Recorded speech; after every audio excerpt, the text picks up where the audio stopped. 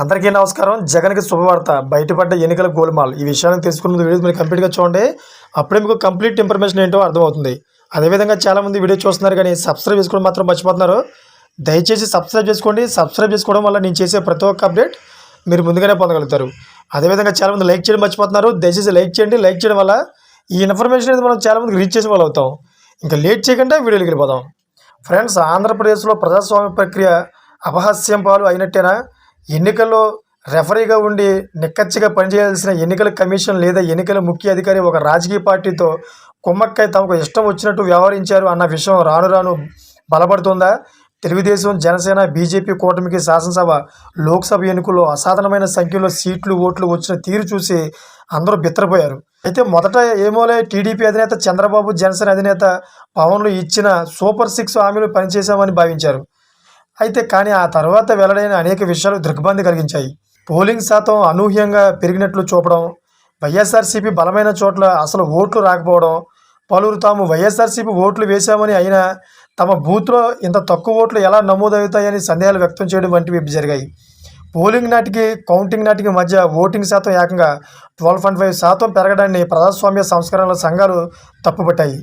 అయితే ఇద్దరు ముగ్గురు వైఎస్ఆర్సీపీ అభ్యర్థులు ఈ ఓట్లు మెజార్టీ ఈవీఎంల బ్యాటరీల ఛార్జింగ్ పోలింగ్ నాటి కంటే కౌంటింగ్ నాటికి పెరిగిన తీరుపై అనుమానాలు వచ్చి ఎన్నికల సంఘానికి ఫిర్యాదు చేయడమే కాకుండా నిబంధనల ప్రకారం నిర్దిష్ట ఫీజును కూడా చెల్లించి రీవెరిఫికేషన్ చేయకోరారు.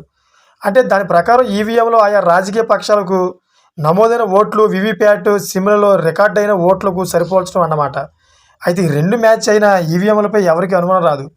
ఎన్నికల సంఘం తరపున పనిచేసిన జిల్లా అధికారులు కొందరు దీనిపై ప్రవర్తించిన తీరు, ఎన్నికల ముఖ్య అధికారి మీనా అప్పట్లో హడావిడిగా ఇచ్చిన ఆదేశాలు, ఈవీఎంలో డేటాను తొలగించారు అన్న సమాచారం, వివిప్యాట్లు స్లిప్లను బర్న్ చేశారు అన్న విషయం నిర్ధారణ అవడంతో ఏపీలో కూటమి గెలుపుతో ఈవీఎంలో హ్యాకింగ్, ట్యాంపరింగ్ వంటి అక్రమాలు జరిగి ఉండవచ్చు అన్న అభిప్రాయం ఇప్పుడు సర్వత్రా వినిపిస్తోంది.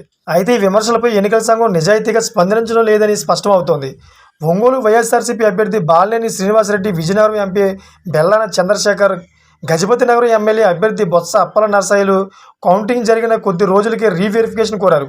అయితే దాన్ని గమనించారో మరి ఏదో కారణంతోనో 45 రోజుల పాటు ఉంచాల్సిన వీవీప్యాట్ల స్లిప్లను బర్న్ చేయాలంటూ ఎన్నికల ఉన్నతాధికారి సర్క్యులర్ జారీ చేశారు. అయితే ఇంకా ఎవరైనా స్లిప్లను బర్న్ చేయకపోతే వెంటనే చేయాలని ఆదేశించారు. తొలుత సంగతి తెలియదు, కానీ ఒంగోలు, విజయనగరంలో వైఎస్ఆర్సీపీ అభ్యర్థులు పట్టుబడడంతో అనేక విషయాలు బయటకు వచ్చాయి. మొదట ఫిర్యాదులు విత్డ్రా చేసుకోవాలని కోరుతూ వీరిపై ఒత్తిడి తేవడమే అనుమానాలకు తావు ఇచ్చింది.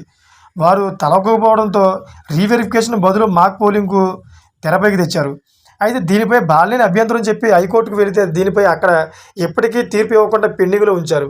ప్రజాస్వామ్యంలో అత్యంత ముఖ్యమైన ఈ వ్యవహారంలో న్యాయ వ్యవస్థ సైతం దురదృష్టవశాత్తు సాత్సర్యం చేస్తోంది. బాలినేని దీనిపై సుప్రీంకోర్టుకు వెళ్ళడానికి సిద్ధపడ్డారు, కానీ హైకోర్టు తీర్పు ఇవ్వడం లేదు. దీంతో అర్థం కాని పరిస్థితి ఏర్పడింది. ఇక విజయనగరం జిల్లాలో ఈవీఎం బాక్స్ తాళం కోసం గంటల తరబడి వెతుకులాట ఆశ్చర్యం కలిగిస్తోంది. ఇక తర్వాత ఇక్కడ సైతం ఈవీఎంలు, వీవీప్యాట్ స్లిప్ల వెరిఫికేషన్ బదులు మాక్ పోలింగ్ డ్రామాను అధికారులు ఎంచుకోవడం, అది ఎన్నికల సంఘం ఆదేశాల మేరకే అని చెప్పడం ఖచ్చితంగా ఎన్నికల్లో గోల్మాల్ జరిగిందన్న భావనను ఆస్కారం ఇచ్చింది. అయితే పైగా ఈవీఎంలో డేటా తీసేశామని, స్లిప్లను బర్న్ చేశామని, ఈసీ సూచన మేరకు చేశామని అధికారులు చెప్పడంతో ఏపీ ప్రజలు ఎన్నికల్లో దారుణమైన మోసం జరిగిందన్న అభిప్రాయానికి వస్తున్నారు. అందుకే ఈవీఎంలో ప్రభుత్వం అన్న వ్యంగ్యోక్తులు విసురుతున్నారు. 2009లో ఈవీఎంలను వ్యతిరేకించి యాక్ అవుతాయని ప్రచారం చేసిన చంద్రబాబు 2019లో ఓటమి తర్వాత సుప్రీంకోర్టుకు వెళ్లారు. అలాగే మరి కొందరు కూడా సుప్రీంకోర్టును ఆశ్రయించారు. విచారణ జరిపిన కోర్టు వీవీప్యాట్లను వ్యవస్థను తెచ్చింది. అయితే 2024 ఎన్నికల తర్వాత ఎంత గందరగోళం జరుగుతున్నా, ట్యాంపరింగ్ ఆరోపణలు వస్తున్న చంద్రబాబు, పవన్ కళ్యాణ్, బీజేపీ నేతలు ఎవరు నోరు మెదపడం లేదు. ఇది కూడా జనంలో అనుమానం రేకెత్తించింది. విజయనగరంలో పోలింగ్ నాడు ఈవీఎం బ్యాటరీలో 50% ఛార్జింగ్ ఉన్నట్టు సీసీ కెమెరాలో రికార్డ్ అయితే 21 రోజుల తర్వాత జరిగిన కౌంటింగ్లో బ్యాటరీ శాతం 99% చూపించడం చిత్రంగా ఉంది. దీనిపై పరిశీలన కోరితే బెల్ ఇంజనీరు ఏమో ఎన్నికల సంఘం ఇచ్చిన స్టాండర్డ్ ఆపరేటింగ్ ప్రాసెసర్స్లో బ్యాటరీ ప్రస్తావన లేదని తప్పించుకుంటున్నారు. ఈవీఎం డేటాను వీవీప్యాట్ స్లిప్లతో లెక్కవేసి మ్యాచ్ చేసి చూపాలని అడిగితే ఆ డేటా కానీ స్లిప్లు కానీ లేవని చేతులెత్తేశారు. ఇవన్నీ చూస్తే ఏమనిపిస్తుంది? ఖచ్చితంగా ఎన్నికల సంఘం నుండి, ఎన్నికల నిర్వహణలో ముఖ్య అధికారుల నుండి కూటమి నేతలతో కొమ్మక్కు అయ్యారన్న అభిప్రాయం ప్రజల్లో బలపడుతోంది. అయితే సింపుల్గా ఈవీఎంలో ఉన్న డేటాను, వీవీప్యాట్ స్లిప్లను లెక్కవేస్తే సరిపోయే కేసును ఎన్నికల సంఘం ఎంత బలంగా మార్చి అసలే మొత్తం డేటా స్లిప్లు లేకుండా చేయడం దుర్మార్గం. గతంలో బ్యాలెట్ పేపర్స్ వ్యవస్థ ఉండేది. కానీ దానివల్ల పోలింగ్‌లో గానీ, కౌంటింగ్‌లో గానీ జాప్యం జరుగుతుందని కొందరు రిగ్గింగ్‌లకు పాల్పడుతున్నారని, కౌంటింగ్‌లో అక్రమాలు చేస్తున్నారని భావించి ఈవీఎంల వ్యవస్థను ప్రవేశపెట్టారు. మొదటి రోజుల్లో ఈవీఎంలు పెద్దగా అనుమానాలు రాలేదు.